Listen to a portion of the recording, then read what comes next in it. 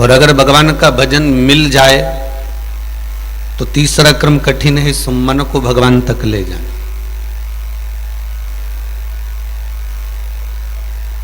माला तो दुनिया जपती है, आप लोगों ने भी दर्शन करा होगा, कई लोगों के हाथ में माला देखी होगी, वो जपते रहते हैं, भजते रहते हैं, जपते रहते हैं। पर माला पकड़ लेना और माला को अपने पास में रख लेना एक अलग बात है। मानसरोवर शिव महापुराण की कथा कहती है कि माला तुम पकड़ो, मना नहीं, पर मन भगवान को। एक बड़ा सुंदर प्रसंग है महाराज जी।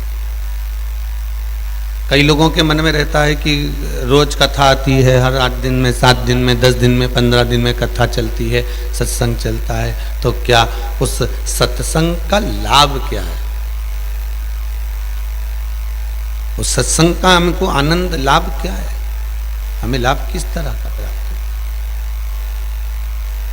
एक बार विश्वामित्र जी और वशिष्ठ बाबा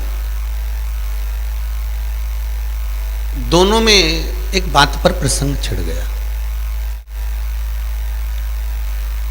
विश्वामित्र जी कह रहे हैं कि तप बड़ा है और वशिष्ठ बाबा कह रहे हैं कि सत्संग बड़ा है। अगर आज के समय में कोई आपसे पूछे कि भैया तप बड़ा है कि सत्संग बड़ा है, तो आप लोग तो तुरंत जवाब दे दोगे कि भाई सत्संग बड़ा होना चाहिए, क्योंकि हम उसी से तो सब कुछ सीखते हैं। अभी तक तो हम जानते ही नहीं थे कि शंकर का स्वरूप क्या है, अभी तक हम जानते ही नहीं थे कि शिव जी पे बेलपत्र कैसे चढ़ाना है, अभी तक हमको मालूम ही नहीं था कि शंकर को काली तिल कैसे चढ़ाना है, अभी तक हमको मालूम नहीं था कि शिव को शमी पत्र कैसे चढ़ाना है, शमी वृक्ष की महत्वता क्या है, अभी तक हमको नहीं ज्ञात था। पर यदि कहीं से प्राप्त हुआ है, हमको अगर कहीं साथ हुआ है, तो ये हमें ज्ञात कहां से हुआ? सत्संग से ज्ञात। हमें भगवान के सत्संग से, भजन से, कीर्तन से, स्मरण से हमको प्राप्त हुआ कि हम जो प्रवचन सुनते रहे, हम जो शिव महापुराण का सत्संग करते रहे, हम राम कथा का सत्संग करते रहे, हम कृष्ण कथा का सत्संग करते रहे, हम गीता का सत्संग करते रहे, जनमानस में जितने कथाकार हैं जो निरंतर व्यासपीठ पर बैठकर आपको प्रतिदिन व्यास जी महाराज कथा सुनाते रहे, इन व्यास जी महाराज से, इन कथाकारों से हमने जो ग्रहण करा, उसी से तो हम परमात्मा को पहचान पाते हैं, उसी से तो हमें भगवान की पहचान होती है, और उसी से हम जान सकते हैं कि हाँ, ये परमात्मा का ये स्वरूप है, ये भगवान का ये स्वरूप है। हम तुरंत भगवान की भक्ति को पहचानने का प्रयास केवल एक सत्संग से कर सकते हैं, और सत्संग बिना वो मिल ही नहीं सकता। तो बड़ा कि सत्संग बड़ा। विश्वामित्र जी कह रहे हैं कि तप बड़ा होता है, और वशिष्ठ बाबा कह रहे हैं कि सत्संग बड़ा होता है। अब दोनों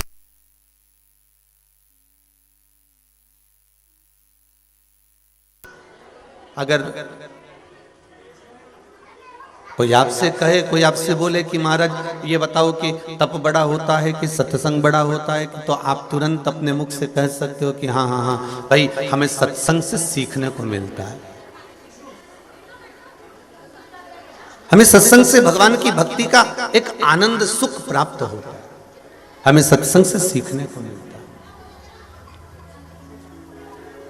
अभी पालानी पड़ाए सत्संग वाला से, अभी पालानी पड़ाए डमरू वाला से। सत्संग सीख देता है। बहुत ध्यान देना महाराज जी आज की कथा को। मानसरोवर शिव महापुराण की कथा चल रही है, बिल्कुल ध्यान से भटक ना जाए, उसका स्मरण रखिएगा। तब थोड़ा सा अहंकार दे सकता है। आप बैठे हो, तप कर रहे हो, साधना कर रहे हो, आप अविरल भक्ति में डूबे हुए हो, थोड़ा सा अहंकार दे सकता है, तब थोड़ा अभिमान दे सकता है, पर सत्संग अहंकार देगा क्या? जितने टीवी पर सुन रहे हो, हृदय पर हाथ रखकर बोलना, क्या सत्संग अहंकार दे सकता है क्या? नहीं। सत्संग अहंकार नहीं देता, सत्संग झुकना सिखा देता। सत्संग में झुकना सिखा देता।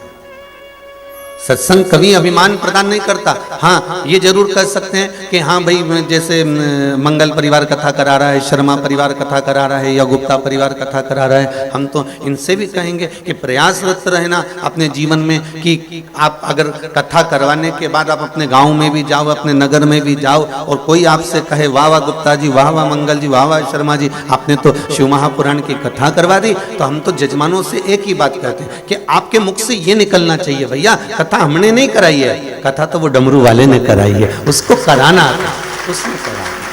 हम तो केवल एक निमित्त मात्र हैं, हम तो केवल एक निमित्त बनकर आए। जैसे पर्वत राम जी ने उठाया, संजीवनी राम जी लेकर आए, पर हनुमान को निमित्त बनाया उस पर्वत को लाने में। हनुमान जी को निमित्त बनाया उस पर्वत को लेकर आने। भगवान मानसरोवर शिव महापुराण की कथा अगर आज गुप्ता परिवार, मंगल परिवार, शर्मा परिवार करा रहा है, तो ये भगवान ने आपको निमित्त बनाया कि इतने जनमानस को इस कोरोना महामारी के चलते दुनिया के लोग इधर उधर तीर्थ में जाकर स्नान नहीं कर पाएंगे, तो आप मानसरोवर शिव महापुराण की कथा करवा कर ये मकर संक्रांति का स्नान घर बैठे करवा दीजिए। ये मकर संक्रांति का स्नान आप घर बैठे कर लीजिए। और सारे तीर्थ धाम आपके चरणों में, हे भोलेनाथ प्रणाम।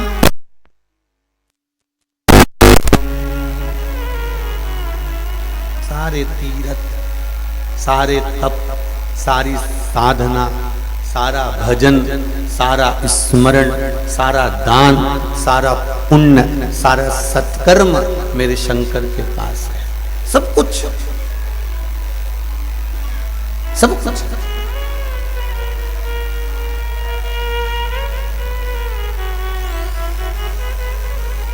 वो एक बात कही ना, जितना जिसके भाग्य में होता, जितना जिसके भाग्य में होता, उतना ही फल पाता है। डमरू वाले के दरबार में सबका, भोले बाबा के दरबार में सबका खाता है। उसके पास में वो पोथी रखे ना रखे, ये हिसाब किताब करने का जो सारा मुद्दा है ना, भगवान शंकर जी ने अपने छोटे वाले छोरे को दिया। किसको? जम के बोलो जरा। गणेश जी महाराज को। आप गणेश जी का फोटो कभी देखोगे तो उनके पास पोथी पाना रखा ही मिलेगा। आप गणेश जी का कभी भी फोटो देखना तो उनके पास में फोटो देखोगे तो उसमें कहीं ना कहीं या तो लिखता मिलेंगे या पोथी पाना धरा मिलेगा। तो ईमानदारी से बोला तो गणेश जी महाराज के पास पोथी पाना क्यों रखा? तो गणेश जी महाराज ने एक बार स्वयं शिव जी से कहा था, पिताजी मुझे मेरा काम बता, आप बताओ मेरा काम। आपने कार्तिकेय जी को तो काम बता दिया कि तुम्हें राक्षसों का संहार करना है, षडानंद कार्तिकेय तुम्हें जगत का कल्याण करना है और राक्षसों का संहार करना है। माता पार्वती को आपने काम बताया कि जब जब इस संसार पर बोझ उत्पन्न होने लगे, जब जब इस संसार सागर में पाप बढ़ जाए तो जगतजननी तो टूट मान हो जाना। ठीक है, अब जगतजननी को भी काम बता दिया। अशोक सुंदरी को काम बता दिया कि अखंडता प्रदान कर देना। आपने मेरी 5 बहनों को काम बता दिया, जया, विषहरा, शामली, भारी, दौतली, देव को, कि संपूर्ण संसार में अगर कोई मार्ग से भटक रहा है तो उसको मार्ग पर लगा देना। तो भोलेनाथ से भगवान गणेश जी महाराज ने कहा, आप मुझे काम बताओ। गणेश पुराण का बड़ा सुंदर संवाद है, आप मुझे काम बताओ कि मैं क्या करूं। भगवान कहते हैं सुनो गणेश, तुम सृष्टि का लेखा जोखा रखो। और लेखा जोखा कौन सा रखना है? 2 फाइलें होती हैं, एक में दूध वाले का हिसाब रहता है और एक फाइल में दूध वाले का, अखबार वाले का और ट्यूशन का और सारे हिसाब रहते हैं। और एक फाइल ऐसी होती है कि पति बेटा कितना लेके आया और अलमारी में कितना धरा और किसको दिया और किसने लिया, उसका हिसाब होता है। बोलो है कि नहीं? 2 डायरी। भगवान ने कहा एक डायरी तो मैंने धर्मराज को दे रखी है, भोलेनाथ जी बोले यमराज को दे रखी, चित्रगुप्त महाराज को। उसके पास में सारे जो पाप कर्म करने वाले हैं, बेकार कर्म करने वाले हैं, उनका हिसाब रहता है और पुण्य करने वालों का भी हिसाब रहता है। उनके पास में दूध का और बिजली के बिल का और ट्यूशन का हिसाब है। फिर गणेश जी ने कहा मैं कौन सा हिसाब रखूं, अब आप बताइए। तब भगवान शंकर ने कहा कि तुम सत्संग का हिसाब रखना कि किसने कितना भजन किया हुआ है।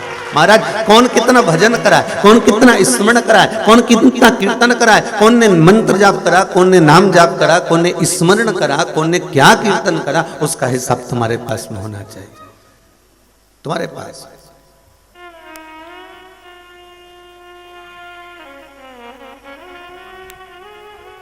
गणेश जी महाराज की भी फाइलें बहुत सारी भरा गई होगी 2 साल में।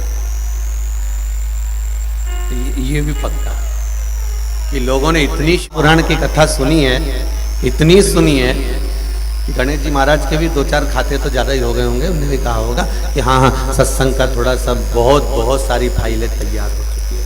सत्संग तो तप बड़ा कि सत्संग बड़ा? विश्वामित्र जी कह रहे हैं वशिष्ठ बाबा से कि तप की मूलता जाए, तप मूल, तप बड़ा है, तप प्रबल है। तो वशिष्ठ बाबा ने कहा विश्वामित्र बाबा आप कह रहे हो तप बड़ा है, हाँ, और कहो। तो विश्वामित्र जी ने कहा मैं एक क्षण में दिखा सकता हूं कि तप की प्रबलता कितनी है। मैं एक क्षण में दिखा सकता हूं कि तप की प्रबलता कितनी है। एक क्षण लगेगा मुझे और मैं दिखा दूंगा कि तप की प्रबलता कितनी। ओह, बस वशिष्ठ बाबा ने मन में सोच लिया कि यही बात सामने आ गई ना, यही सम्मुख में आया। अभी कथा में कहा था तप अभिमान प्रकट कर देता है, तप अहंकार प्रकट कर देता है। और सत्संग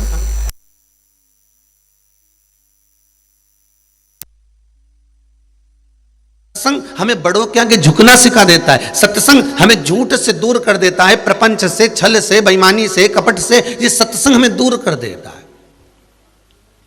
अभी भिलाई में कहा था एक बात, शायद नवेगांव में भी बोली होगी,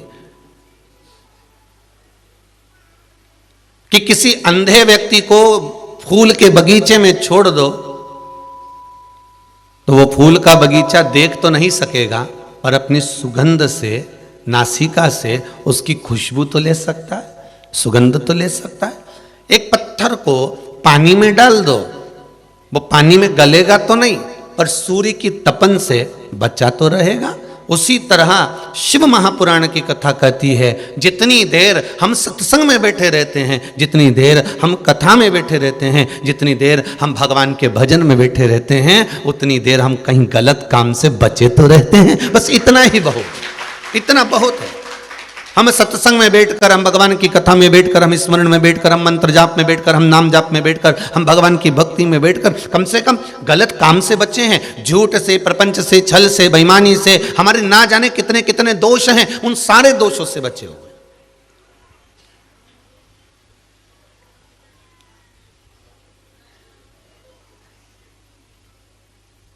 मेरे भोले के दरबार में सबका खाता है, किसी को कोड़ी कम नहीं था, किसी को दमड़ी ज्यादा।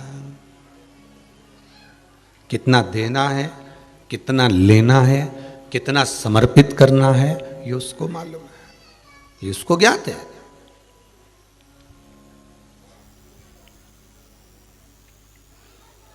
विश्वामित्र जी ने कहा मैं अभी अभी दिखा देता हूं 2 क्षण के अंदर कि तप में कितना बल होता है।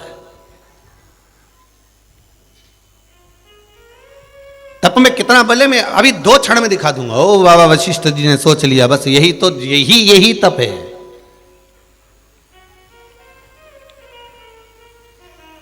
अब उठाओ पुराना चरित्र, जिन जिन ने तप किया और जिन जिन ने सत्संग किया, दोनों का चरित्र उठाकर देखिएगा।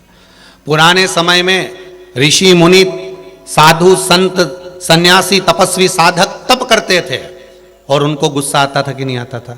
जम के बोलो जरा, सुनी ना कथा? और कथा नहीं सुनी हो तो आप लोगों ने नाटक कौन देखा होगा, सीरियल देखा होगा कोई धार्मिक, जिसमें उन्होंने तप करा और उनको थोड़ा सा भी अगर कुछ अड़चन आ गई या किसी ने उनके लिए कुछ कर दिया या उनको कुछ गलत दिख गया, उनने हाथ में जल लिया और उनको क्रोध में आकर उन्होंने श्राप दे दिया।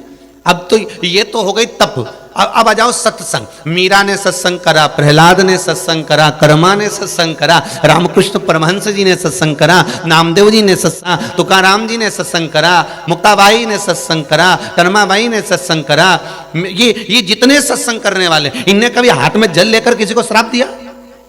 नहीं। कहीं किसी पुराण में कहीं तुमने कहीं पढ़ा हो, किसी किताब में पढ़ लिया हो कि नामदेव जी ने इनको श्राप दिया था, ना तुकाराम जी ने उनको श्राप दिया था, या ना मीराबाई ने इनको श्राप दिया, प्रहलाद ने किसी को श्राप दिया, ध्रुव जी ने किसी को श्राप दिया, मुक्ताबाई ने किसी को श्राप दिया, रामकृष्ण परमहंस जी ने किसी को श्राप दिया? नहीं। बल्कि इनके लिए जहर का प्याला भी सामने आकर खड़ा हो गया तो मीराबाई के मुख से यह नहीं निकला। और कहने वाले कह रहे मीरा ये जहर है और मीराबाई कह रही है अमृत है, क्योंकि भगवान ने इसको पा लिया है, अपने अधरों से छू लिया है, इस पात्र को भगवान ने अपने अधर से लगा लिया है, इसलिए ये अमृत है। अमृत, ये अमृत है महाराज। अब मीरा नामदेव जी महाराज की कुटिया में आग लगा दिया, नामदेव जी ने किसी को श्राप दिया? नहीं। संत तुकाराम जी की बार बार परीक्षा ली गई, संत तुकाराम जी ने किसी से कुछ कहा? नहीं। और उल्टा समर्पित होते चले गए और उल्टा समर्पण करते चले गए। राम कृष्ण हरि जय राम कृष्ण हरि, सत्संग में लगे रहे, जपते रहे, वो भटके ही नहीं। तब थोड़ा सा अभिमान दे सकता है, पर सत्संग कभी अभिमान नहीं दे सकता। सत्संग अभिमान नहीं देगा, सत्संग अहंकार से विहीन कर देगा, आपको अहंकार से दूर कर देगा सत्संग, आपको अभिमान से दूर कर देगा सत्संग। किसी ने कह दिया आपको कहां जा रहे हो? सत्संग में जा रहे हो, कथा सुनने जा रहे हो। हो जाओ उधर जाके बैठ जाओ। अब आए तो हैं उधर बैठ। कोई ने कहा कि कहाँ जा रहे हो? अरे वो वहां पर जा रहे हैं। अच्छा अच्छा अच्छा। तो कोई ने कह दिया वहां जा रहे हो, इतनी ठंड। बस सत्संग।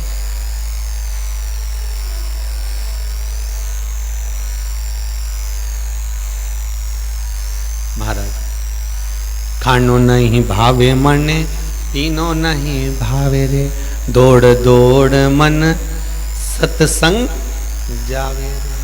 इमें तो भोले की दीवानी ऐसी हो गई रे, सपनों में आवे मारे काशी वाला, नैनों में आवे मारे डमरू वाला। खानो नहीं भावे मने, पीनो नहीं भावे, दौड़ दौड़ मन सत्संग जावे। मैं तो प्रभु की दीवानी ऐसी हो गई रे, नैनों में आवे मारा काशी वाली। आप लोग तो टीवी के सामने बैठकर कथा सुन रहे हो, मोबाइल पर सुन रहे हो, पर कभी मौका मिले तो आप ये मंगल परिवार से या गुप्ता परिवार से या वो ऑस्ट्रेलिया में बैठे शर्मा परिवार से पूछना कि ये कथा में भले जजमान बने पर इनकी रात की नींद उड़ी पड़ी है, इनकी रात की नींद उड़ी पड़ी महाराज।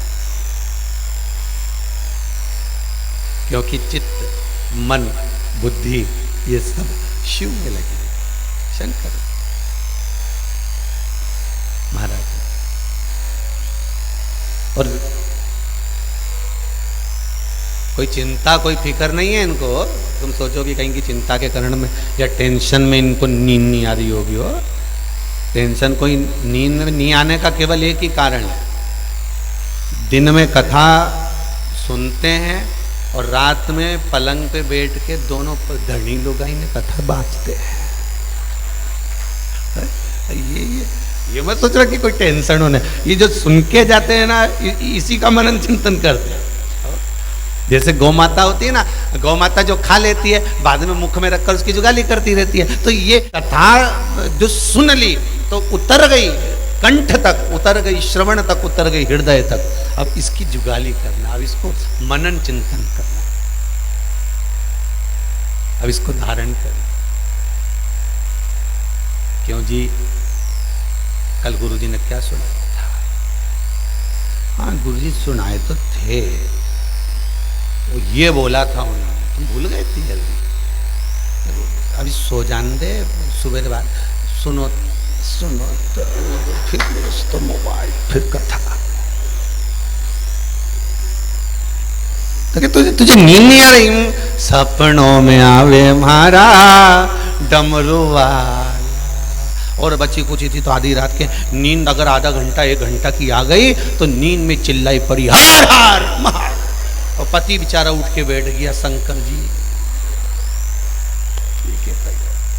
तो के देवता वेवता तो नहीं आ गया, कि देवता तो नहीं आया पर सपना में आवे मारा काशी वो आ ध्यान में आ बार बार आ।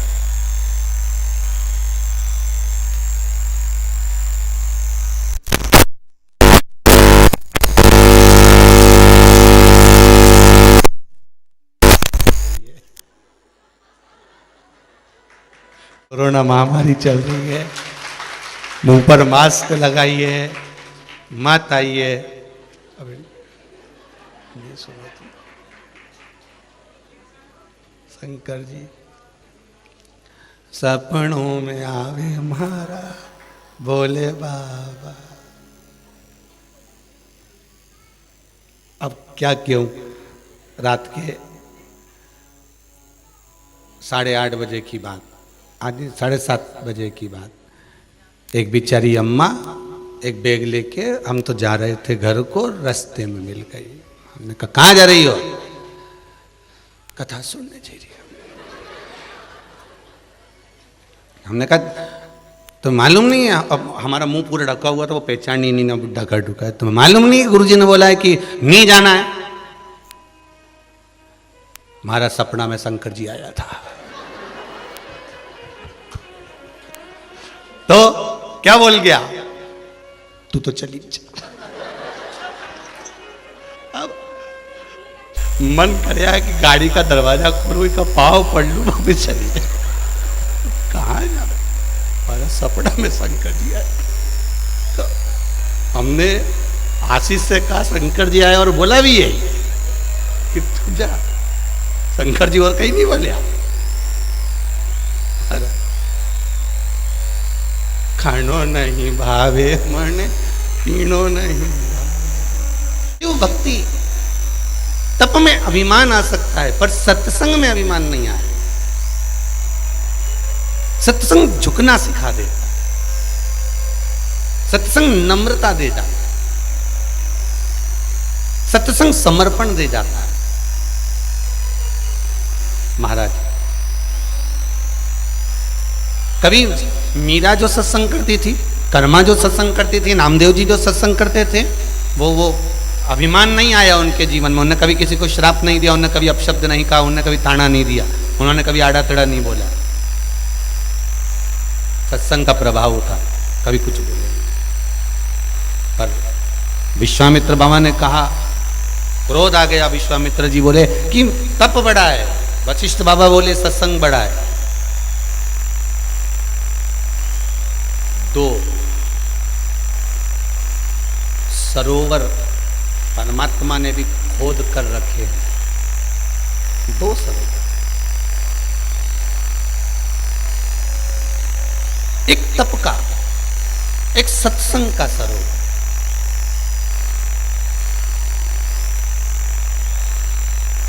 तप के सरोवर में कहीं थोड़ा सा तुम्हारा तप जब बढ़ जाएगा, तुम्हारी तपस्या जब बढ़ जाएगी, तुम्हारी तप साधना जब बढ़ जाएगी, तो अहंकार आ सकता है उस तप के सरोवर में।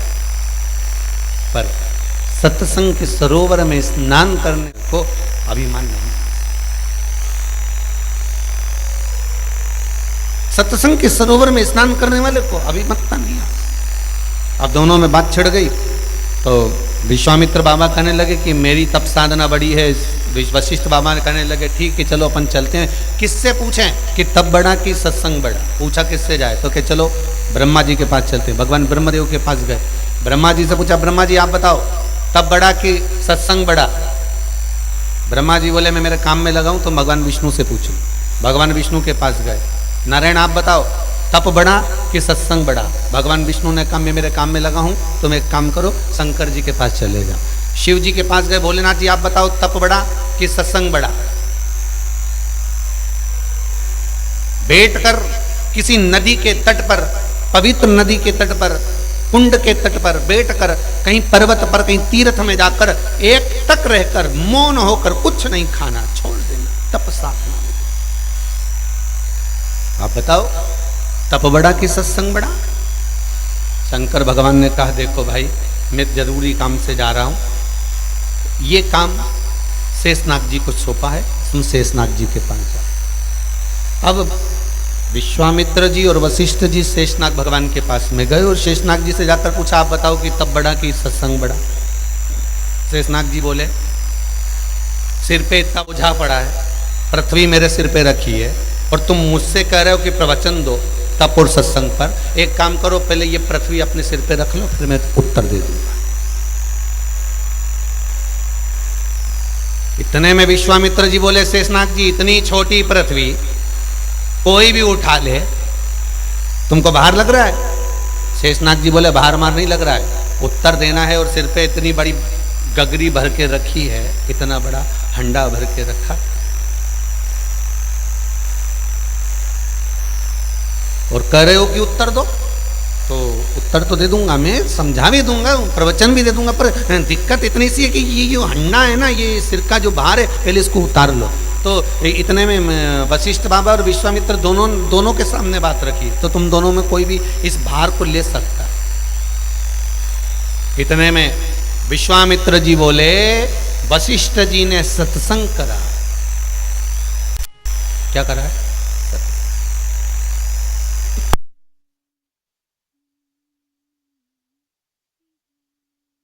साधना बड़ी है, तुम चिंता मत करो, अपनी तप साधना के बल पर मैं इस पृथ्वी को उठा सकता हूं।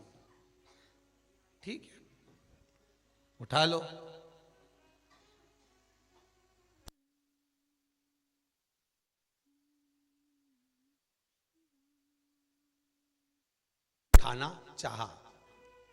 उठाना चाहा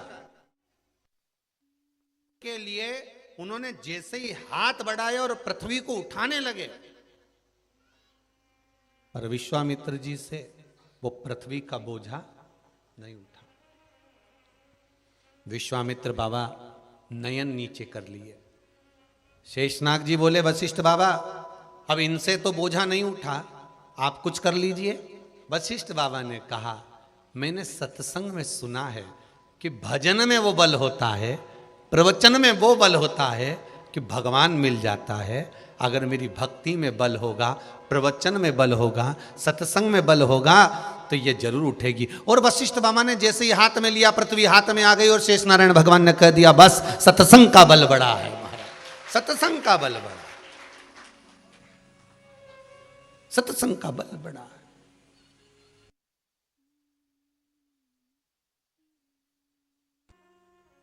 और इस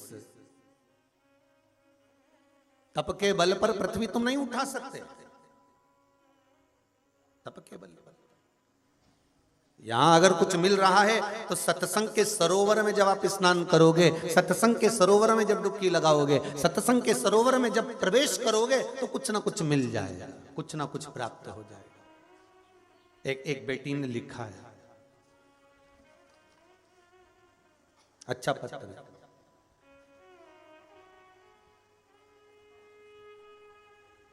मेरा नाम आयुष शर्मा है, मैं नरसुल्लागंज से हूं। मैं इस पत्र को लिख रही हूं, गुरुजी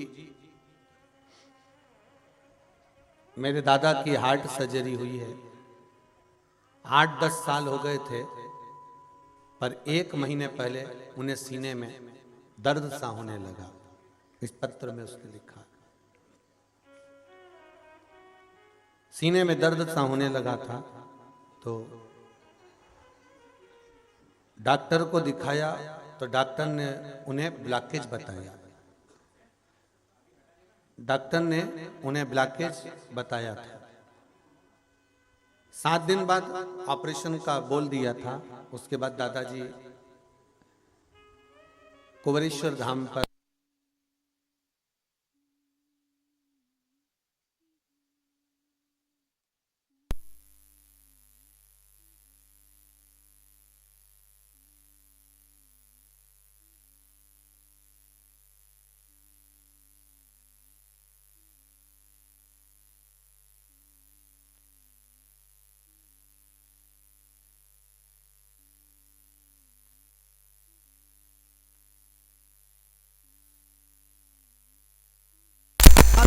की महत्वता आपने बताई थी कथा में, वो 7 दीप वाला प्रयोग किया और उस प्रयोग से उनकी किडनी का भी प्रॉब्लम समाप्त हो गया। अब वो एकदम ठीक है। ये किसी ने लिखा है, आप ने लिखा हो, हर हर महादेव। भगवान शिव की कृपा, भगवान शंकर का। शंभु शरणे मांगू घड़ी रे घड़ी दुख काटो, दया करी ने दर्शन आपो, दया करी ने दर्शन आपो। भगवान शिव की कथा कह रही। तप और सत्संग दोनों में बहुत अंतर है। तप और सत्संग में बहुत अंतर है महाराज।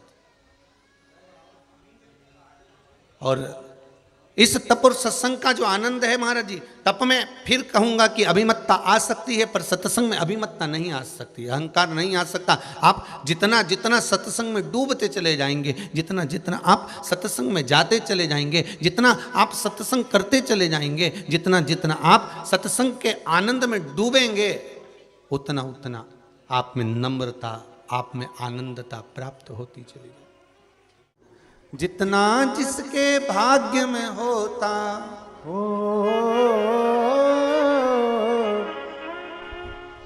जितना जिसके भाग्य में होता उतना ही वो पाता है। भोले बाबा के दरबार में सबका खाता है, डमरू वाले के दरबार में सबका खाता है। भगवान शिव की चौखट पर, भगवान शंकर के द्वार पर सबका हिस्सा है। बस अभिमान को त्याग कर, अहंकार को छोड़कर अगर आप भगवान की अविरल भक्ति को धारण कर रहे हो तो मिलना जरूर है, मिलेगा। सत्संग रूपी सरोवर में स्नान करिए।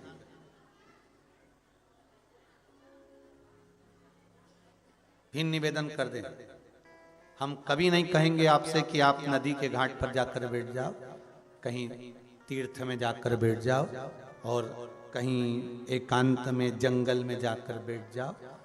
और ये भी नहीं कहेंगे कि आप घर और परिवार छोड़ दो, हम तो इतना कहेंगे कि पूरे परिवार के साथ में रहिए, सबके साथ रहिए और सबके साथ रहकर, घर में रहकर भगवान का श्री शिवाय नमस्तुभ्यम जपते रहिए, राम राम कृष्ण नाम जपते रहिए।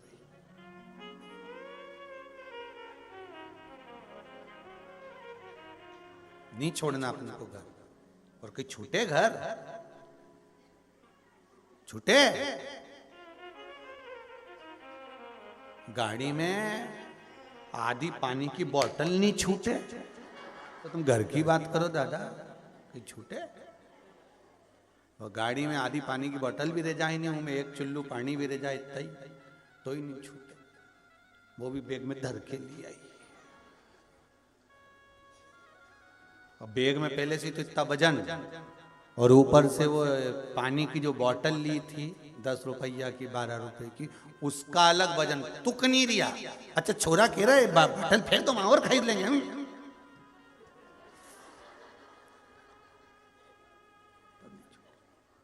अब कैसे कह दो कि घर छोड़ दो, तुम तो मत छोड़ो रे। जितना टीवी के सामने बैठ के कथा सुन रहे हो ना, जितना मोबाइल पर सुन रहे हो, नहीं छोड़ना अपने को बिल्कुल। अपन रिसेप्शन में जाएं तो एक स्टाल नहीं छोड़े, भले नहीं खाएं पर चक्के तो। और कहीं का तुमसे कह दे कि तुम घर छोड़ दो तो कुछ छूटे, फालतू की बातें है। तो हाँ, भगवान ने अगर ललाट पर लिखकर भेजा है कि तुझे ये सब कुछ छोड़ देना है, तो फिर तो तुम्हें छोड़ने की जरूरत नहीं पड़ेगी, संसार खुद अपने आप तुम्हें छोड़ देगा, फिर तुम भगवान के हो। किसने कहा था जगत गुरु शंकराचार्य जी को? कौन बोला था कि आप घर छोड़ दो, कि परिवार छोड़ दो, कि कुटुंब छोड़ दो, कि नाते रिश्ते छोड़ दो? कोई ने नहीं बोला, कोई नहीं बोला उनको कि आप छोड़ दीजिए, पर अपने आप छूटते गया, सब छूटता गया।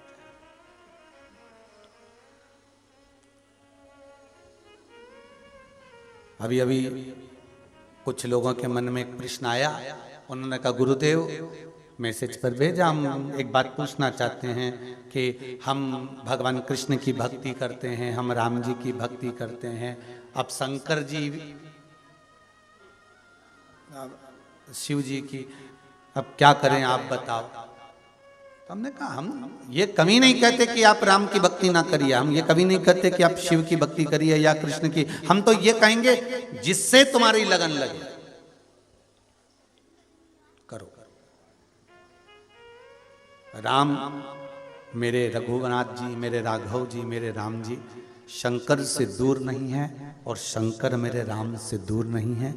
कृष्ण शिव ही है और शिव ही कृष्ण है। आप लोगों के यहाँ देवी भागवत रखी है क्या? अगर किसी के यहाँ पर देवी भागवत हो ना, गीता प्रेस गोरखपुर की, तो एक बार उसको पढ़ना, उसमें आपको लिखा हुआ मिल जाएगा कि शंकर और पार्वती ने ही राधा और कृष्ण का रूप लिया। और अगर देवी भागवत आप नहीं पढ़ सकते तो अपने अपने मोबाइल पर भी सर्च कर कर आप देख लेना कि राधा और कृष्ण है कौन, कौन है?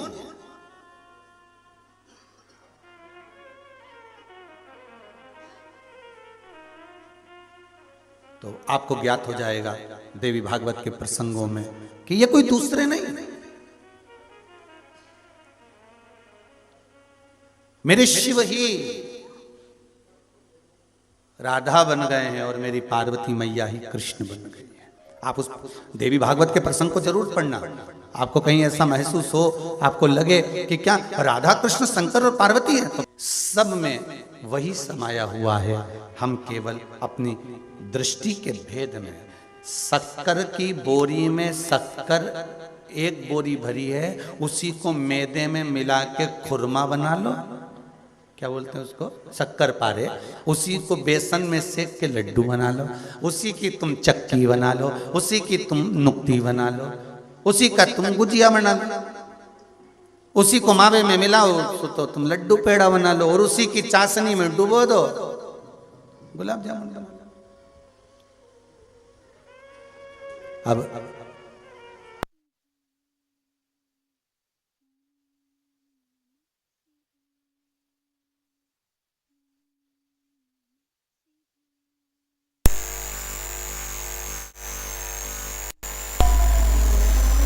समय के रूप बदल कर आए,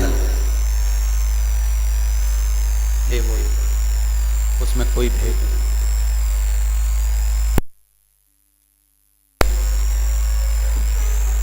महाराज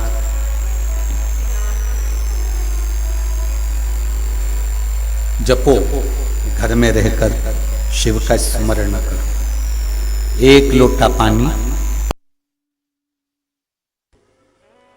जितने कदम चलकर हम शंकर के मंदिर तक, शिवालय तक पहुंचते हैं, भगवान शंकर के शिवलिंग तक, शिवालय तक पहुंचते हैं, जैसे गंगा का जल लेकर नीलकंठ तक जाते हैं, गंगा का जल लेकर बैद्यनाथ जी तक जाते हैं, गंगा का जल लेकर काशी विश्वनाथ तक जाते हैं, छिपरा का जल लेकर महाकाल तक जाते हैं, नर्मदा का जल लेकर ओमकार तक जाते हैं, वैसा ही पुण्य अपने घर से एक जल का पात्र लेकर जब शिव जी को चढ़ाते हैं तो वह पुण्य हमारे खाते में लिखाते चले जाता है। वो पुण्य हमारे खाते में, और वो पुण्य कोई साधारण नहीं है। महाराज लिखने वाले कौन है तुम्हारे पुण्य को? अभी वर्णन किया, कौन लिखते हैं? गणेश जी महाराज। कितना तुमने भजन करा, कितना तुमने दान करा, कितना तुमने स्मरण करा, कितना तुमने भगवत नाम का सत्संग किया, तुम्हारे सत्संग के पुण्य को अगर कोई लिखेगा तो श्री गणेश जी महाराज लिखेंगे। तुम्हारे कितना देर बैठकर तुमने सत्संग करा है, हाँ, माला पकड़ के बैठे रहे और जपते रहे, माला तो फेरते रहे, अब ध्यान लगाया था 4 भुजानाथ में, लगा रिया 2 भुजानाथ में।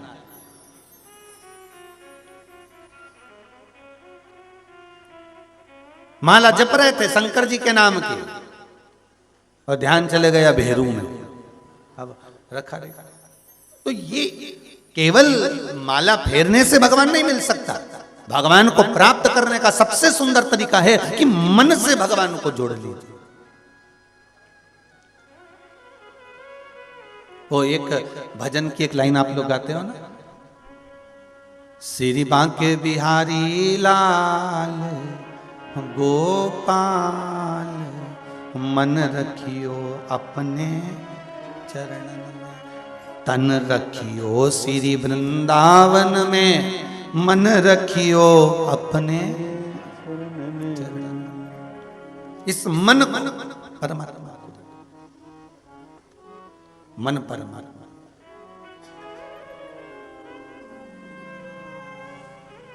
कल कथा में एक वर्णन किया था धन्वंतरी कूप का। कितने घाट है उसमें? 8 घाट, और 8 घाट का जल आप पीकर देखिए। 8 घाट का जल अगर आप पिएंगे तो 8 घाटों का जल आपको अलग अलग मिलेगा। कुआं छोटा है, कूप छोटा है, पर उसके जल का भाग आपको औषधि के रूप में अलग अलग।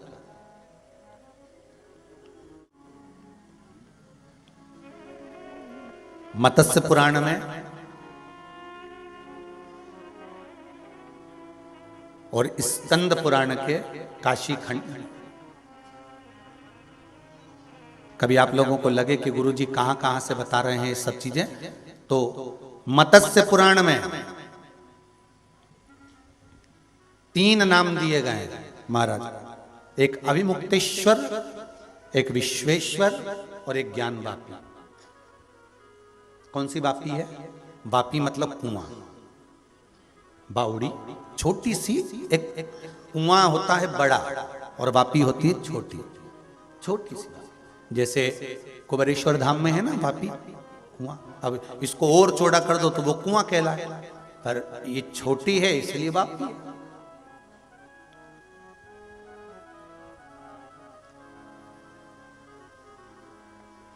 महाराज मत्स्य पुराण में 3 चीजें वर्णन करी गई, एक अभिमुक्तेश्वर, विश्वेश्वर और ज्ञान वापी का वर्णन। और अगर मत्स्य पुराण आप क्या नहीं हो तो स्कंद पुराण का काशी खंड पढ़िएगा, उसमें भी इन तीनों चीजों का वर्णन करा गया। भगवान शंकर के 2 नाम और तीसरा है ज्ञान वापी का वर्णन। और ज्ञान वापी का वर्णन अगर पढ़ना है तो स्कंद पुराण में काशी खंड में ज्ञान वापी की महत्वता का स्मरण करिए। सबसे ज्यादा अगर धन्यवाद दूंगा तो आदरणीय प्रधानमंत्री जी मोदी जी को दूंगा। ये ज्ञान वापी हमारे पास से ओझल हो गई थी, अब आप सब जानते ही हैं कि कहां चली गई थी। ये ज्ञान वापी हमारे यहां से ओझल हो गई थी। जब हम काशी विश्वनाथ का दर्शन करने जाते थे, भगवान शिव का जब दर्शन करने जाते थे, काशी विश्वनाथ का स्मरण करने जाते थे, दर्शन करने जाते थे, तो ये ज्ञान वापी हमको नहीं प्राप्त होती थी, ये ज्ञान वापी हमको दर्शन नहीं होते थे। पर ये जो काशी का जो विस्तार हुआ है, उस विस्तार में बहुत बहुत धन्यवाद देता हूं कि वो ज्ञान वापी वापिस हमारे विश्वनाथ को प्राप्त हो गई, उसका दर्शन होने लगा, वापिस प्राप्त हो गई। ज्ञान वापी का दर्शन हमें होता ही नहीं था। जो हमारे स्कंद पुराण में 3 चीजें लिखी है, विश्वेश्वर, ज्ञान वापी और अभिमुक्तेश्वर, इनका जो व्याख्यान वर्णन हमारे स्कंद पुराण में काशी खंड में करा गया है, उस काशी खंड में हमें अभिमुक्तेश्वर का दर्शन होता था, काशी विश्वनाथ का, विश्वेश्वर का दर्शन होता था, पर ज्ञान वापी हमसे दूर हो गई थी, हमारे पास नहीं आई थी। पर बहुत बहुत धन्यवाद दूंगा पीएम जी को, आदरणीय नरेंद्र मोदी जी को, जिन्होंने उस ज्ञान वापी को वापिस शंकर के पास में ला दिया है, शिव से मिला दिया है, वापिस विश्वेश्वर से, मेरे विश्वनाथ से मिला दिया, उसके लिए धन्यवाद। हमारी स्कंद पुराण कहती है, काशी खंड कहता है कि ज्ञान वापी का जल ही केवल एक वो जल होता था जिस जल से संकल्प छूटता था।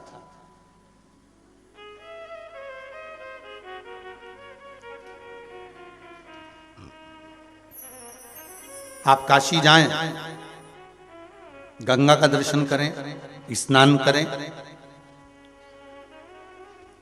आप गंगा मैया में डुबकी लगाएं, विश्वनाथ जी का दर्शन करें, पर स्कंद पुराण कहती है, काशी खंड कहता है कि मात्र ज्ञान वापी का दर्शन मात्र कर लेने पर, केवल दर्शन मात्र कर लेने पर, भूमंडल पर जितने तीर्थ बसे हुए हैं, पूरी पृथ्वी पर मृत्युलोक में जितने तीर्थ बसे हैं, स्कंद पुराण कहती है कि अभिमुक्तेश्वर, विश्वेश्वर और ज्ञान वापी, स्कंद पुराण कहती है मात्र ज्ञान वापी अर्थात वो कुंड, वो कुआं, वो बावड़ी, वो ज्ञान वापी का वो कुएं का मात्र दर्शन कर लेने पर भारत भूमि पर क्या पूरे ब्रह्मांड में जितने तीर्थ बसे हुए हैं, चाहे कैलाशपति शंकर जी कैलाश पर बैठे हैं चीन में जाकर, चाहे नेपाल में पशुपति नाथ बैठे हो, चाहे पाकिस्तान में हिंगलाज माता बैठी हो, पूरे ब्रह्मांड में जहां जहां देवी देवता विराजमान हैं, तीर्थ विराजमान हैं, महाराज काशी की वो ज्ञान वापी का मात्र दर्शन कर लेने पर सारे तीर्थों के स्नान का पुण्य फल प्राप्त हो जाता है, वो ज्ञान वापी का मात्र दर्शन कर लेने पर।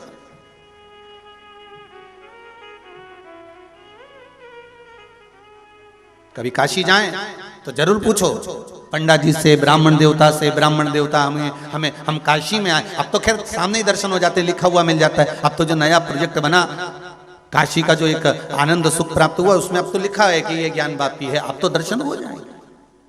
पर पूछना चाहिए, हमें धन्वंतरी का उस कूप का दर्शन करना है, आचमन करना है, हमें ज्ञान वापी का दर्शन करना है काशी मंदिर में। कहाँ है वो ज्ञान वापी, जिस वापी का वर्णन स्कंद पुराण करती है, मत्स्य पुराण करती है, जिस ज्ञान वापी का मात्र आचमन कर लेने पर सारे तीर्थों के नदी, तालाब, बावड़ी, सरोवर, कुंडों का, झीलों का एक आचमन का सुख प्राप्त हो जाता है, स्नान का सुख मिल जाता है।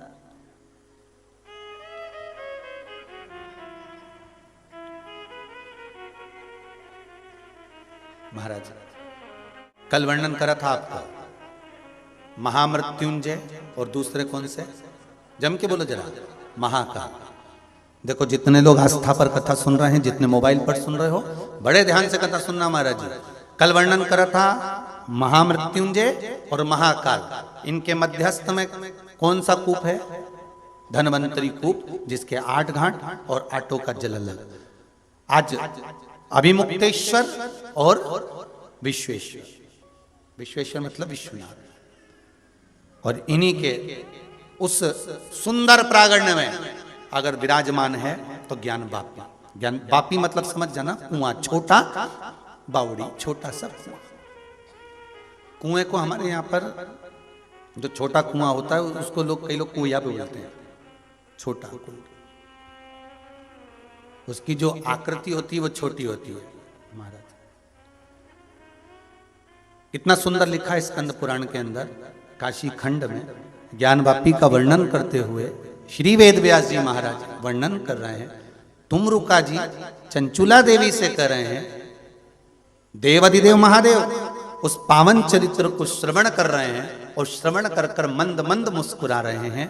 अर्धांगिनी जगजननी जगदम्बा माँ आद्य शक्ति पार्वती बैठी हुई हैं, और कथा सुनते सुनते भगवान शंकर के चेहरे पर प्रसन्नता आ गई जब ज्ञान वापी का नाम आया।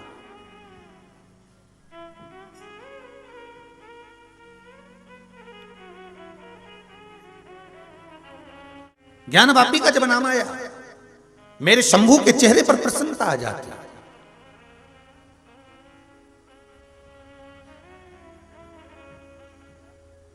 जैसे उज्जैन नगर में जाओ, महाकाल बाबा का दर्शन करा, 84 महादेव करे। 84 महादेवों में जो 40वें नंबर के महादेव हैं, कौन सा नंबर के? 40वें नंबर। 84 महादेवों में जो 40वें नंबर के महादेव हैं, जिनका नाम है कुंडेश्वर महादेव।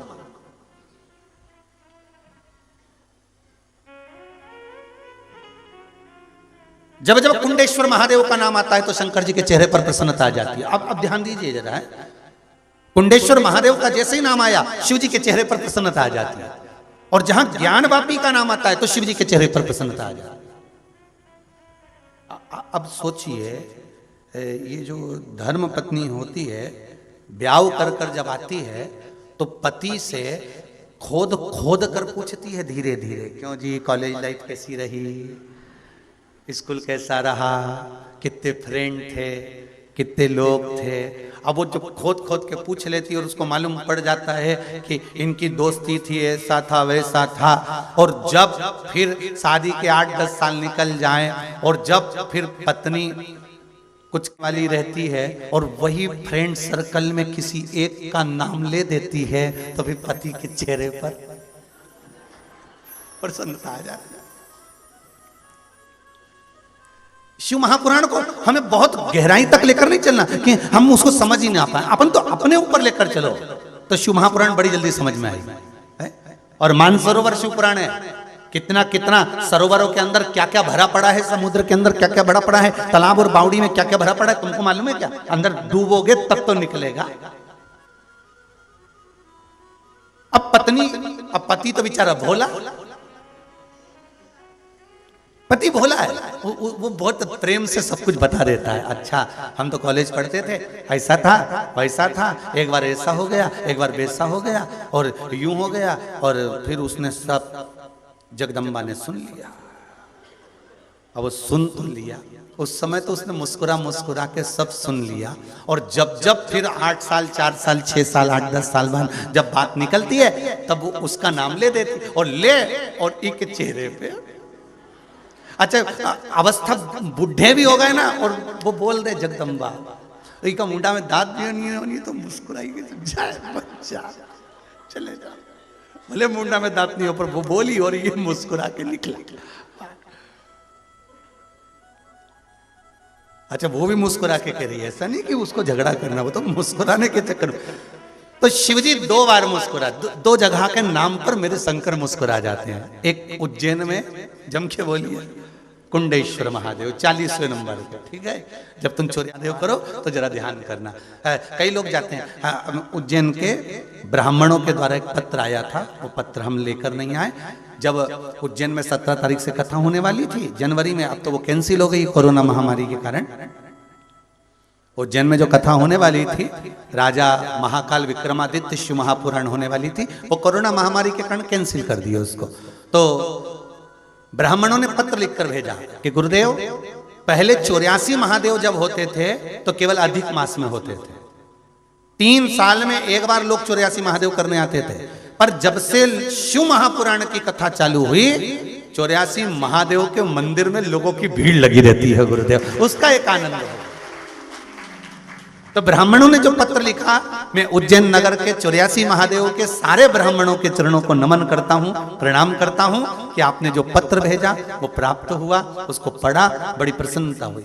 अब जब देखो जब लोग 84 महादेव करने के लिए चले जाते, करो, खूब प्रेम से करो, ये मौका मिला है जी।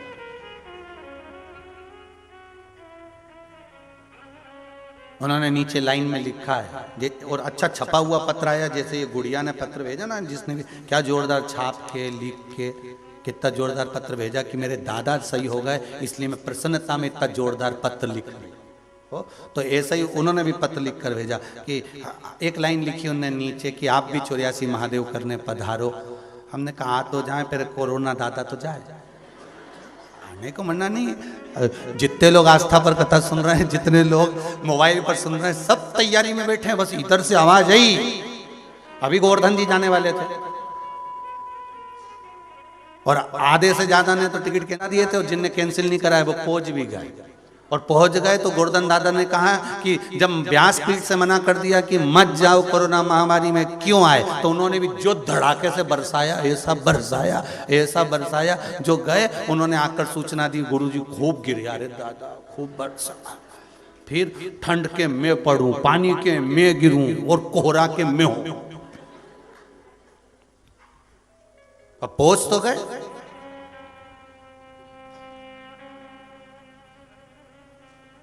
तो ब्राह्मणों के चरणों को नमन करता हूं, 84 महादेव के, और उनको नमन कर कर कहता हूं आएंगे बाबा, बुलाएंगे। भोलेनाथ जी पर विश्वास से भरोसा मेरे महाकाल दादा पर है। मेरा कुंडेश्वर महादेव, जिसका मात्र आनंद, जिसका नाम ले और शंकर मुस्कुरा दे, तो हम भी तो जरा उसका नाम लेकर एक बार शंकर जी को मुस्कुरा दे। कुंडेश्वर। तो 2 स्थान ऐसे हैं, एक कुंडेश्वर महादेव और दूसरा है काशी में, जम के बोलो, मंदिर के अंदर ज्ञान वापी, ये कुआं ज्ञान का, ये तो स्थान स्कंद पुराण कर रही है, जिसका नाम लेने से मात्र तीर्थों का एक आनंद प्राप्त हो जाता है।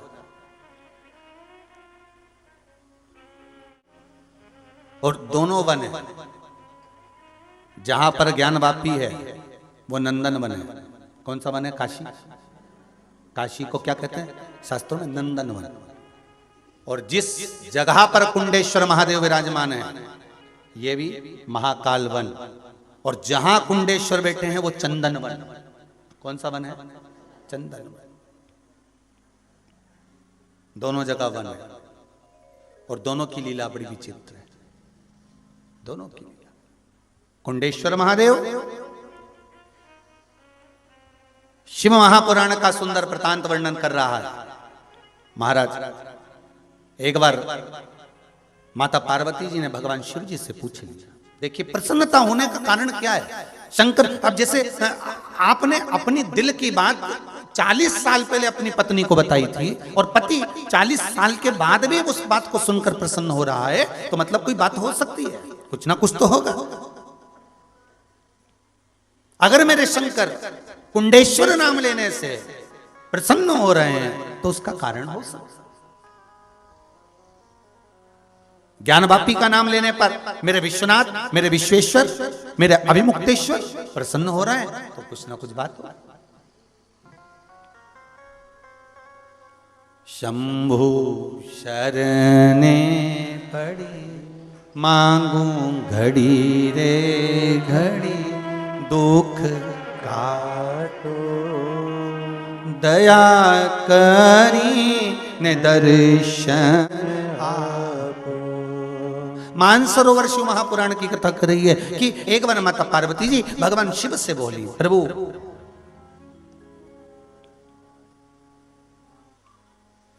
शिव जी बोले बोलो पार्वती क्या हुआ।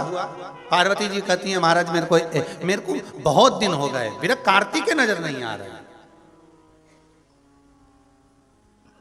मेरा पुत्र मेरा कार्तिक के नजर नहीं आ रहा है, मुझे मेरे पुत्र का दर्शन करना है। शिव जी ने कहा पार्वती मैं मेरे गण को बुलाता हूं और उसको कहता हूं कि जाकर पता करे कि मेरा कार्तिकेय गए कहां है। शिव जी ने आवाज लगाई, नंदी को बुलाया, नंदी तुम जाओ जरा पता करो कि मेरा कार्तिकेय है कहां। नंदी जैसी जाने लगे माता पार्वती जी ने आवाज दे रही, नंदी रुको जरा। नंदी जी ने कहा क्या मां बोलिए क्या बात है। बहुत कम समय होता है जब माता पार्वती जी नंदी को आवाज लगाती है, बहुत बहुत ध्यान देने वाला प्रसंग है। घर का पुरुष ड्राइवर को बोले गाड़ी लगाइए, गाड़ी लेकर आइए, गाड़ी में लेकर चलिए। पर शिव महापुराण की कथा कहती है घर की माता अगर पर पुरुष को बुला रही है तो उसको बुलाने से पहले शिव महापुराण की कथा कहती है मेरे भारत की भूमि के संस्कारों को लीजिए, शंकर की कथा को लीजिए कि पार्वती जी कभी नंदी को आवाज नहीं लगाती थी पलटकर, पहले शिव जी से कहती थी कि नंदी को बुलाइए। भारत भूमि की माताओं को ये सीखना चाहिए, घर की बेटियों को जो सीखना चाहिए, घर की बहुओं को सीखना चाहिए। डायरेक्ट ड्राइवर से बात ना करते हुए पहले पति से कहो आज मुझको जाना है, आज मुझे दुकान पर आना है, आज मुझे बच्चों के स्कूल जाना है, आज मुझे ट्यूशन जाना है, आप ड्राइवर को भेज देना। फिर पति उस ड्राइवर को भेजेगा, कहकर भेजेगा घर जाओ माता जी जाने वाली हैं, दीदी जाएंगी आपकी, ऐसा करेंगे जाओ और उनको वहां लेकर जाना। क्यों? क्योंकि पति को इस चीज का भान होना चाहिए माताओं की ओर से कि आपने ड्राइवर भेजा है और मैं उनको लेकर जा रही हूं। इसको मर्यादा कहते हैं, इसको संस्कार कहते हैं। पर आज का समय बड़ा विचित्र है महाराज, बड़ा विचित्र।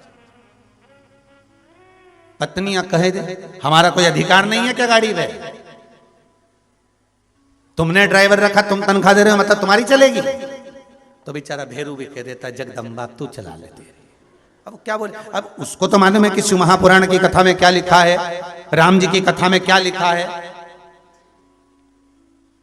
एक महाराज एक बुजुर्ग व्यक्ति, एक पंडित जी, एक साधुजन रामायण का पाठ कर रहे थे ट्रेन में बैठ के, सीट है और उन्हें अपना पोथी पाना रख के और रामायण का पाठ करने बैठ गए। रामायण का पाठ करने बैठे, इतने में एक व्यक्ति पढ़ा लिखा जीन्स मीन्स पहना, बढ़िया जोरदार टाई फाई लगाया और कोट मोट पहना हुआ, कंगी पाटी पाड़ा हुआ, अच्छा जोरदार, और घड़ी मड़ी सब पहन के ट्रेन में चढ़ गया और बैग उसने पंडित जी का बैग हटाओ, बैग हटाओ। पंडित जी रामायण पढ़ते पढ़ते कुछ बोले ही नहीं। मंगल भवन मंगलारी कंचन महाराज दिख नहीं रहा, मेरे पास बैग रखे, दो बैग हटाओ ना। पंडित जी ने थोड़ा सा बैग सरकाया, संत जी ने, इसने बैग रखा और दूसरे व्यक्ति से बात करते करते बोलने लगा अक्ल ही नहीं है बिल्कुल, तिलक मिलक लगा लिया, बाल माल बढ़ा लिए, अपने आप को संत बन गए, कपड़े लपेट गए, अक्ल नाम की चीज नहीं है। क्या रखा है रामायण में, और पढ़ना है तो घर में पढ़ो, ट्रेन में पढ़ने की क्या जरूरत है। अक्ल ही नहीं है। क्या रखा है इस रामायण में, चुप रहा। करता गया, मंगल भवन मंगल हार।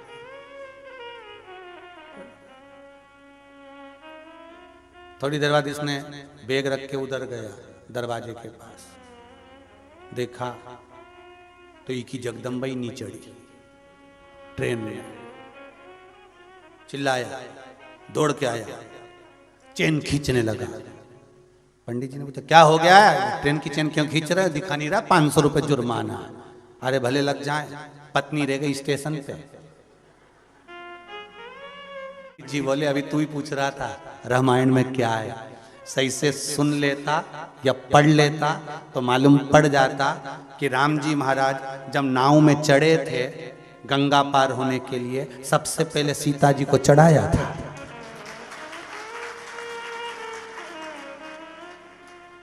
अगर रामायण पढ़ी होती या सुनी होती, हमको कह रहा पगला, हमको पगला कह रहा। अब अंदाजा लगा अंदाजा।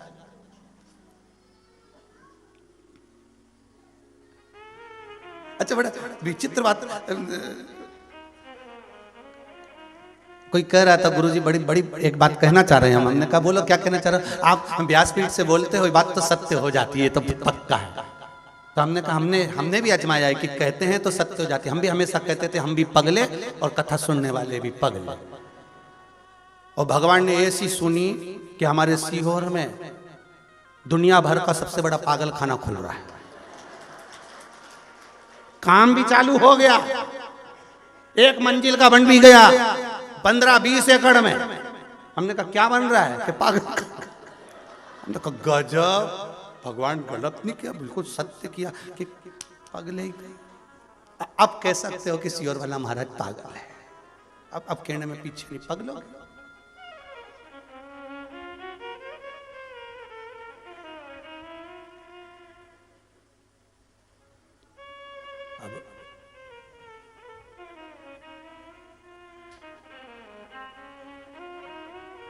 अगर तुम रामायण पढ़े होते, अगर तुमने रामायण सुनी होती तो तुम्हें मालूम होता कि राम जी ने सीता को सबसे पहले नाव में चढ़ाया था, फिर मेरे राघव जी चढ़े थे। रामायण शास्त्र वेद पुराण यज्ञ करते, हमारे वेद और शास्त्र यही सिद्ध करते हैं कि हम उसको मनन चिंतन करें तो हम उसको उतारें तो अपने जीवन में।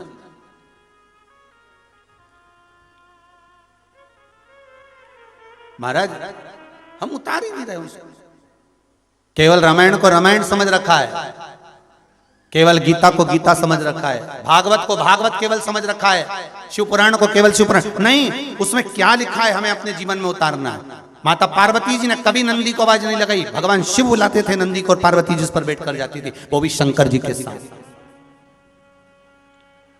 मां जगत जननी ने नंदी को जब भगवान शिव ने भेजा कि जाओ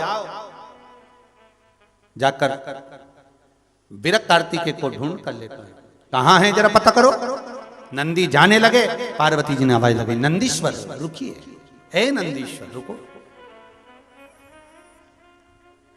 आप कहां जा रहे हो। स्वामी की आज्ञा का पालन करने के लिए, विरक्त कार्तिकेय को मैं ढूंढने के लिए जा रहा हूं।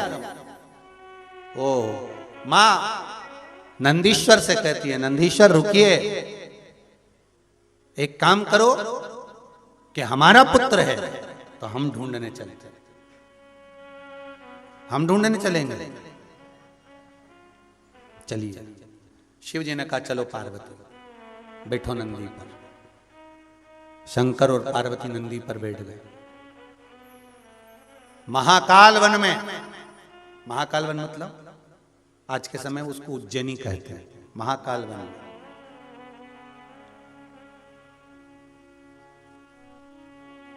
महाकाल वन में भगवान शिव पार्वती के साथ विरक्त कार्तिकेय को ढूंढ रहे हैं।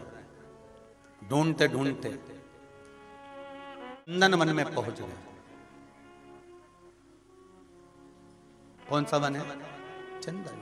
कोई महाकाल वन का एक छोटा सा टुकड़ा चंदन वन कहलाता है, जहां पर सांदीपनी बाबा का आश्रम बना है, जहां पर भगवान कृष्ण विद्या अध्ययन करने के लिए पधारे। वो क्षेत्र चंदन वन के अंतर्गत है, महाकाल वन में।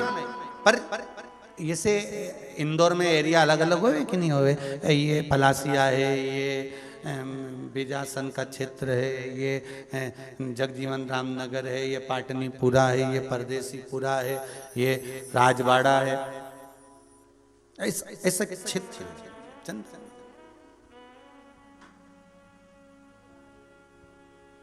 महाराज शिव उस क्षेत्र में पहुंच गए, वन में पहुंच गए। पहुंचते से वहां पर जैसी पार्वती जी पहुंची हैं नंदी पर बैठकर, और विरक कार्तिकेय को जब ढूंढने का प्रयास किया गया है, विरक कार्तिकेय को जब ढूंढ रहे हैं और ढूंढते ढूंढते विरक कार्तिकेय को पार्वती मैया वहां एकदम थक सी गई, थक गई।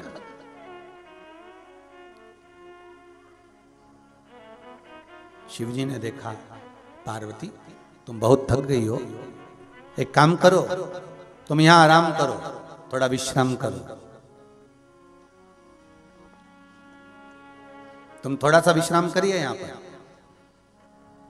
पार्वती अगर तुम यहां विश्राम करती हो तो मैं ढूंढ कर आता हूं विरक कार्तिकेय। रोका पार्वती मैया को। अब नंदी पर शिव यहां छोड़े किसको, किसको छोड़ा जाए? भगवान शंकर ने तुरंत आवाज लगाई, कुंड नाम के गण को बुलाया शंकर, और कुंड नाम के गण को बुलाकर कहा, कुंड तुम माता के पास में रुको, मैं विरक कार्तिकेय को ढूंढने के लिए जा रहा हूं। वो महाकाल राजा का वन उज्जैनी, मेरे शिव नंदी पर बैठकर भ्रमण करते हैं। बहुत ध्यान देना, स्कंद पुराण कहती है, मत्स्य पुराण कहती है कि जहां जहां भगवान शंकर का शिवालय होता है, जहां पर भगवान शंकर स्वयंभू प्रकट हुए होते हैं, जहां पर शंकर भगवान की स्थापना हुई होती है, जहां शिव विराजमान होने वाले हों या भगवान शिव जहां विराजमान हो चुके होते हैं, उस भूमि पर शंकर निरंतर भ्रमण करते रहते हैं। शिव वहां घूमते ही रहते हैं, शंकर वहां घूमते।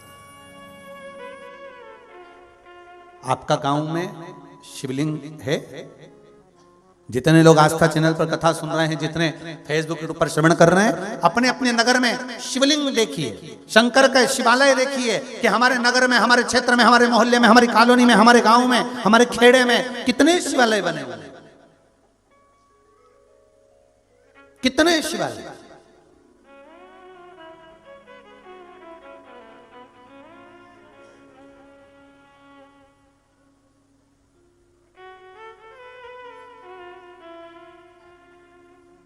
अरे भारत की भूमि पर ऐसे ऐसे शिवालय हैं जिन शिवालय पर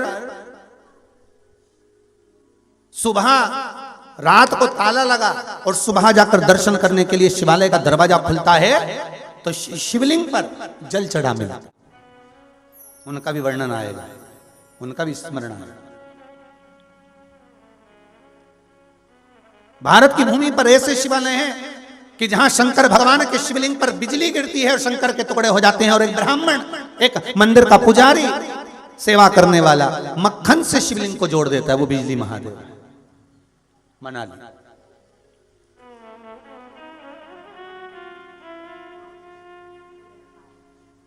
भगवान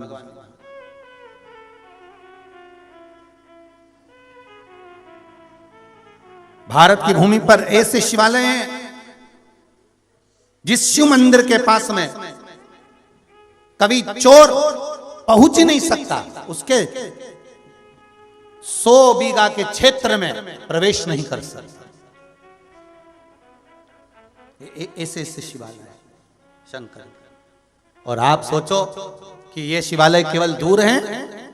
शिव महापुराण की कथा कहती है, आप जिस मंदिर में जाकर व्रत कर रहे हो, साधना कर रहे हो, पूजन कर रहे हो, और भारत की भूमि के जितने लोग, देश और विदेश में बैठे हुए जितने लोग पशुपतिनाथ का व्रत कर रहे हैं, सोमवार की सोमवार जाकर सुबह के समय थाली ले जाकर शंकर जी की आराधना करना, शाम को उसी थाली को लेकर जाना 6 दिए साथ में, मीठे का प्रसाद साथ में लेकर गए, 3 हिस्से करे, 5 दिए मंदिर में लगाकर पूजा कर वापिस आए, एक हिस्सा प्रसाद का एक दिया लेकर दरवाजे पर लगाया, अंदर जाकर भोजन प्रसाद ग्रहण करा। मीठा प्रसाद पाने के बाद तो जिस शिवालय में आप पशुपति व्रत कर रहे हो, वो व्रत करने वाला वो मंदिर भी कम नहीं है जहां आप जाकर 5 दिए लगा रहे हो। अगर शिव बुलाए हैं उस मंदिर, आपके नगर में इतने सारे मंदिर हैं पर किसी एक मंदिर में आप जा रहे हो तो सोचो कि इस मंदिर में क्यों जा रहे हो, शंकर जी ने बुलाया है।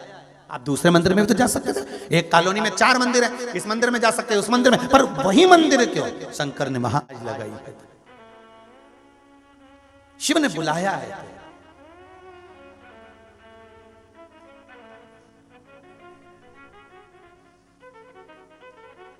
और शिव अगर बुलाए हैं, महाराज शंकर ने अगर बुलाया है तो कुछ कृपा जरूर करेगा। ये यहाँ पत्रों में लिखा है, किन किन्हों ने अपने अपने पत्रों में बड़ी बड़ी सुंदर सुंदर बातें वर्णित करी है। एक ये पत्र है, मेरा नाम बब्बी है, मेरा पांव का एक्सीडेंट हो गया था, हड्डी टूट गई थी पांव की, डॉक्टरों ने कह दिया था तुम कभी चल नहीं पाओगे। हड्डी भी टूटी तो ऐसी जगह से टूटी कि आपका पूरा पांव बेकार हो गया है, आप चलने के लायक नहीं रहोगे। पर शंकर भगवान की कृपा से ऑपरेशन हो भी गया तो तुम चलोगे नहीं, ये डॉक्टर बोल दिए थे, लिखा है। कुछ पकड़ कर टेक कर चलो वो बात दूसरी है, पर मेरे शंकर जैसा डॉक्टर दुनिया में कोई नहीं होगा। ऑपरेशन भी कराया तो मैंने शिव जी के भरोसे पर करवाया, और करवाने के बाद शंकर का श्री शिवाय नमस्तुभ्यम बोलती बोलती पूरे समय ऑपरेशन करवाती रही, और बाबा की कृपा ऐसी रही है कि अब मैं खूब प्रेम से चल भी रही हूं, मैं कोई चीज पकड़ कर नहीं, टेक कर नहीं चल रही। ये पत्र शिव कृपा किसको कहते हैं महाराज, शंकर की दया किसको कहते हैं। अगर शिव मंदिर में भगवान शंकर बुला रहे हैं आपको, शिवालय में आप जा रहे हैं, शंकर के मंदिर में 1 लोटा पानी चढ़ा रहे हैं, इतने शिवालय, इतने मंदिर, इतने देवालय, कितने शिवालय हैं आपके गांव में, कितने शिवालय साहब आप देखो तो सही, अपनी कॉलोनी में 4 6 8, और कितनी प्रसन्नता की बात है। मैं बहुत बहुत ज्यादा प्रसन्नता का विषय वर्णन कर रहा हूं कि पहले मंदिरों में ना जाने कौन कौन से बाबाओं को बिठाने का क्रम चलता था, आजकल मंदिरों में शंकर को बिठाने का क्रम वापिस चालू हो गया कि शिव मंदिर के अंदर आ गया। कोई से भी भगवान का मंदिर है पर उसमें शिवालय जरूर हो, शंकर जरूर हो, शिव विराजमान। पहले लोगों ने शंकर जी को बाहर निकाल दिया था, आज शिव अंदर भी आ गया और आपके दिल में भी आ गया। इसकी प्रसन्नता होना चाहिए कि शिव आपके भीतर प्रवेश कर गया है, शंकर आपके भीतर उतर गया है। किसी भी शिवालय में जाओ, कोई शिवालय साधारण नहीं है, कहीं भी शिवालय,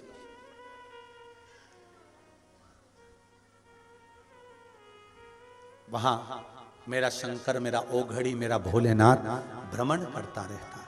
शिवालय मेरा शंकर घूम रहा,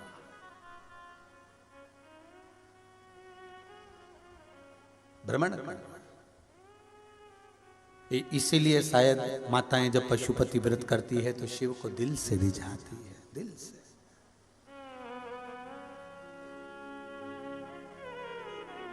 भोले मेरे कीर्तन में आना पड़ेगा, वचन दिया तो निभाना पड़ेगा। आप जिस शिवालय में जाते हो, जिस शिवालय में पहुंचकर आप भगवान शंकर की आराधना करते हो, जिस शिवालय में पहुंचकर आप शिव की स्तुति करते हो, जिस शिवालय में पहुंचकर आप शंकर को जल चढ़ा रहे होते हो, वो शिवालय कुछ साधारण नहीं होता। भले आपके मोहल्ले का, आपकी कॉलोनी का, आपके क्षेत्र का, आपके गांव का शिवालय हो, पर शिवालय तो शिवालय हो। शंकर तो शंकर।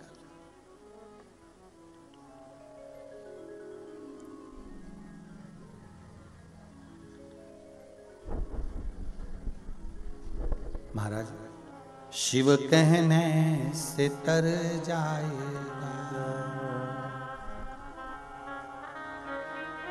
भगवान शंकर के नाम का मात्र स्मरण, स्तुति, भजन, स्मरण। अब पार्वती, तुम थक गई हो, तुम यहां रुक जाओ। पार्वती जी कहती हैं, प्रभु मैं अकेली यहां रुकूंगी इस वीरान वन में, इस वीरान वन में मैं रुकूंगी तो कहां श्रेष्ठता होगी। शिव जी ने कहा रुक जाओ। भगवान शंकर ने नंदी को रोका, आवाज लगाई, कुंड नामक गण को बुलाया, आप आओ। कुंड ने आकर कहा, भोलेनाथ आज्ञा दीजिए। पार्वती मैया यहां रुकी हैं, आप एक काम करो कि पार्वती जी के साथ में आप यहां विराजमान हो, थोड़ा रुकिए, उनकी रक्षा करना, ध्यान रखना। आप यहां पर विराजमान होइए। कुंड वहां पर रुक गया। विरक कार्तिकेय को ढूंढने के लिए शंकर भगवान निकले, 10 साल निकल गए, शिव जी ढूंढ के ही नहीं आए। कितने वर्ष? 10 वर्ष निकल, विरक कार्तिकेय नहीं मिले, क्योंकि वो महाकाल वन में विरक कार्तिकेय जी थे, पर जैसे ही मालूम पड़ा कि माता पिता मुझे ढूंढने के लिए आए हैं तो वो सीधे सेलम चले गए, जहां पर शिव मल्लिकार्जुन के रूप में विराजमान। सेलम विरक कार्तिकेय नहीं। अब बेटा तो मिल नहीं रहा था, ऊपर से मालूम पड़ा पति और खो गया।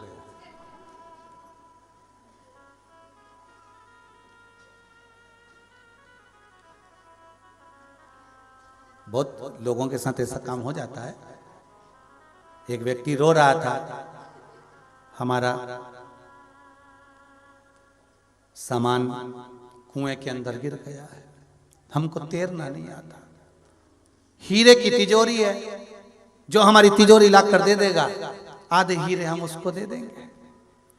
व्यक्ति ने सोचा कि हीरे की तिजोरी और मैं ला के दे दूं तो आधे मिल जाएंगे, तो आनंद हो जाएगा जिंदगी का। उन्हें कहा रुक जा, अभी आया। और वो तुरंत उसी समय पर, उसी पल, उसी घड़ी उन्हें अपना कोट उतारा, अपने पैंट ने कोट ने, कोट में जो पर्स रखा था वो ने, मोबाइल ने फोबाइल सब, उन्हें कहा ये पकड़। अब भी आया, इतने में पास में बैठा हुआ बोला घड़ी गीली हो जाएगी। उन्हें कहा ये भी।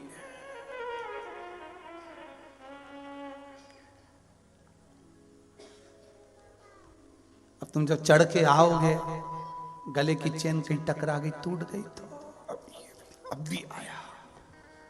और वो जो कुएं में कूदा, नीचे गया, तिजोरी तो नहीं मिली, ना भाटा जरूर मिल गया, तिजोरी तो नहीं मिली।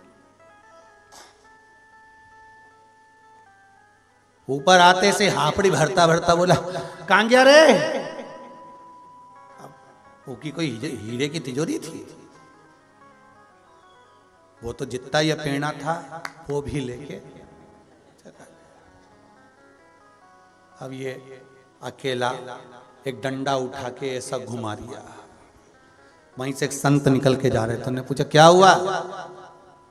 कपड़े चले गए, घड़ी चली गई, चेन चली गई, सामान चले गया, तो डंडा क्यों घुमा रहा है? कोई मुझे नहीं ले जाए।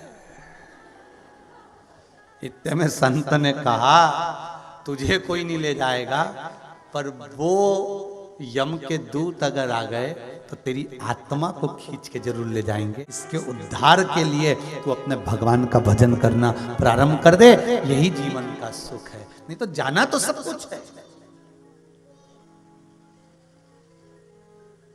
अरे रास्ते में सब मिलेंगे साहब, तुम यहां से इंदौर तो जाओ, बीच में टोल टैक्स भी मिलेगा। बोलो मिले कि नहीं मिले? एक नहीं, दो दो तीन तीन मिलेंगे। भोपाल जाओगे तो बीच में टोल टैक्स मिलेगा, आसपास में होटलें भी मिलेगी, ढाबे भी मिलेंगे, चाय की दुकान भी मिलेगी।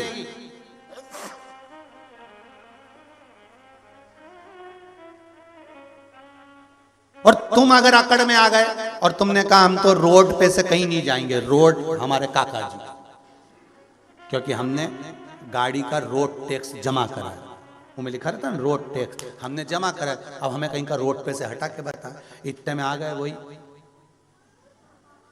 उन्होंने कहा सीटी बजाई, हट रही है कि नहीं हट रही है?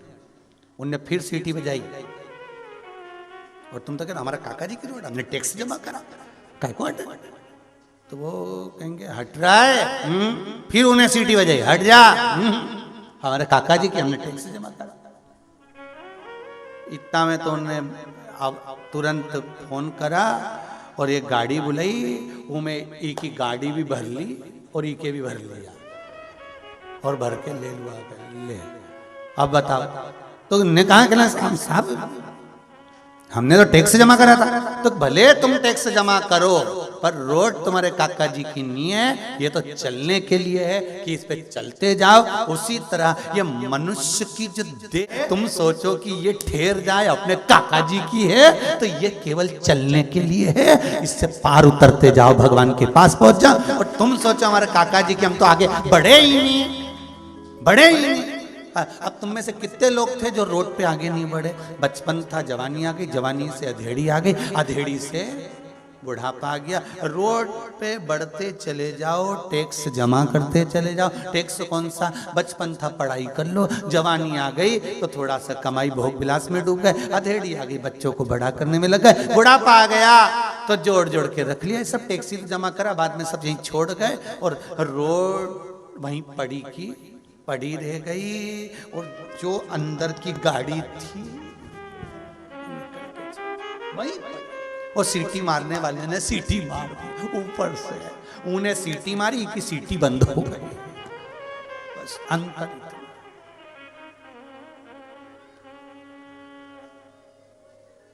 और फिर निवेदन है, वो सीटी मारे और तुम्हारी गाड़ी आगे बढ़े, उससे अच्छा है बढ़ाते चलो, बढ़ते चलो।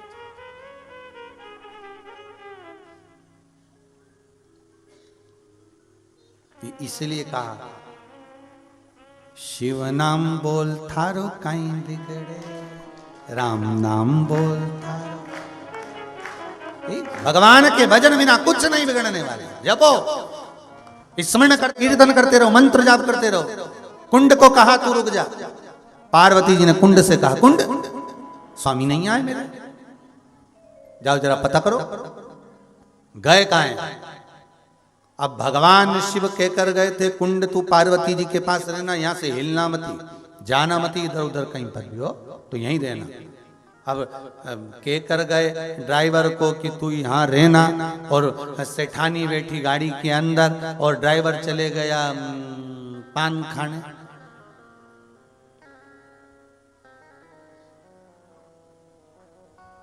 सेठ जी तो बोले थे कि यहीं रहना। शिव जी ने कहा कुंड तुम पार्वती जी के पास में रहना। अब पार्वती जी के पास में कुंड बैठा, अब पार्वती जी करे जाओ कुंड जरा स्वामी को देख कर आओ। वो मेरे पुत्र का पता लगाने गए थे, बिना कार्तिक के उनको मिला नहीं क्या अभी तक, 10 वर्ष हो गए हुए, जाओ जरा पता करो। अब कुंड तो कुंड पे बैठे आराम से। अब नंदी का स्वरूप तो आप जानते हो कि उनके 2 सींग थे और मुख बेल का था। श्रृंगी को भी जानते हो, दुबरे पतरे से हड्डियों के ढांचे जैसे थे। भृंगी को भी जानते हो, भृंगी भी हड्डी के ढांचे। अब उनका मुख अलग, ये स्वरूप अलग। और कुंड कैसा था? तो का कुंड कैसा था? तो के 10-20 मल्लाहों को मिला दो, अच्छे पहलवानों को, और उनके शरीर को एक कर दो, और कुंड वैसा था बैठा, और कान उसके बड़े बड़े, और वो भी ऊपर से नीचे की ओर लटके। पार्वती जी को लगा कि सुना नहीं मैंने, कहा कि जाओ जरा पता करके आओ स्वामी कहां है। कुंड ने नहीं सुना, तो पार्वती को लगा हो सकता है इसके कान जो है ना ऐसे बड़े की जगह, खड़े की जगह नीचे लटक गए, तो इनके आवाज नहीं आ रही। तो कई बार सासों बहू को बोलती हैं कि बेटा वो ऐसा कर लेना, और बहू नहीं सुनी हो तो सास रसोई घर में जाके तो देखेगी क्यों रही, मेरी चाय क्यों नहीं लाई, मैं तो इतनी देर से बोली। तो तब सास के समझ में आया तो उन्हें हेडफोन कान में से निकाला बहू के और फिर किया चाय ला दे जगदम्बा। तो इनको लगा कि ये जो कान थे वो सीधे खड़े थे, तो लटक गए, लटकने के कारण इनके सुनाई दे ही नहीं रही।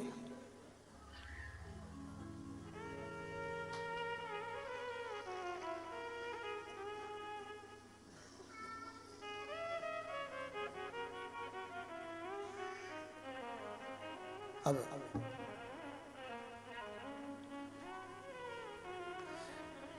ठंड में सबसे ज्यादा फायदा पतियों का है।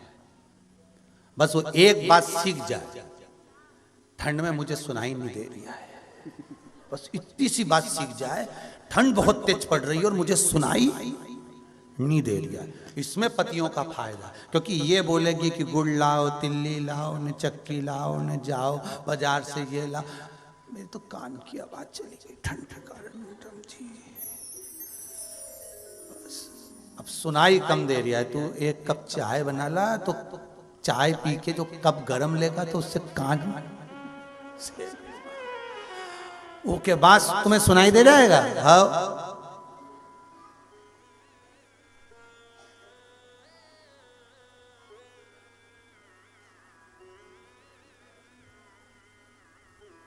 फिर पति बोले तुझे ठंड नहीं लग रही,